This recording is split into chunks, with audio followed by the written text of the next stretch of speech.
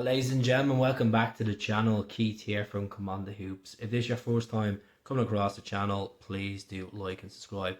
Fair play to our Celtic fans that went at Hatate tonight in them conditions. It was absolutely pissing out of heavens, and it's meant to be like that for the next couple of days. But what a result! Wasn't the most exciting performance to watch on the eye, but sometimes you have to dig in the trenches and block in there and get stuck in. And at the end of the day, it's 3 big points in the title race. It extends the gap between the boys from the East End, the Glasgow, to the sheep of Aberdeen. 7 points. 7 points. Look at that superior goal difference as well. And we're up to 40 points so far. And we're in the first week of December. Never know. We might get this 100-point gap. 100-point mark, I mean. Look, wasn't the greatest performance to watch.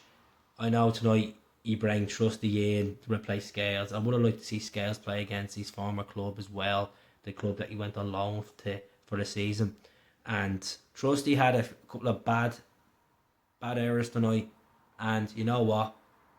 Not every player is perfect, but Cameron Carter-Vickers, what a rock!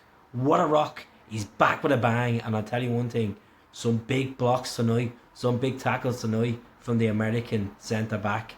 And at the end of the day, Cameron Carter-Vickers has been the best centre-back in the Celtic shorts since Virgil van Dijk.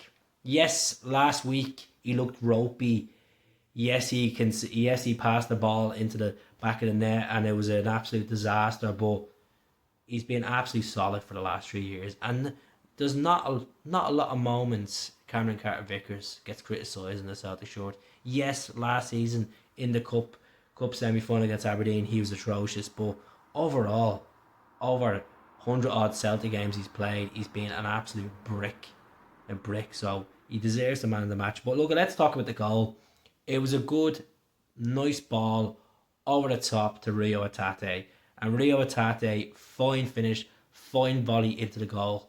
And it was a good piece of technique. You have to give it to Rio. Look at Arnie Ingles came on late.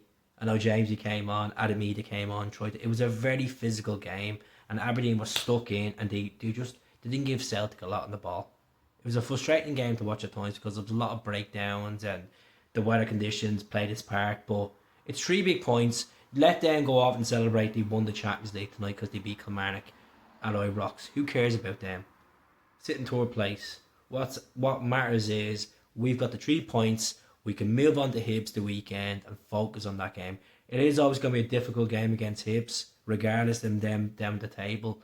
You know, they're going to come to Celtic Park with a plan. I know we've already beaten them so far in the League Cup, and we've beaten them in the league over in Easter Road, but we got to take every game as a cup final, folks. Simple as.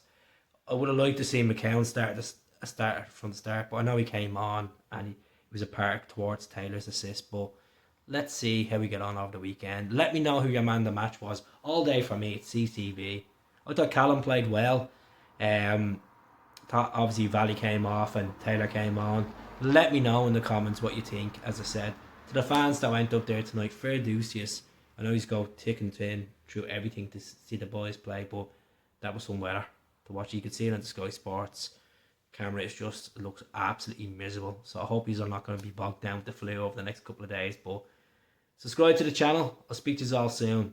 Good night, God bless, and remember, mind the gap. Mind the gap, Rangers.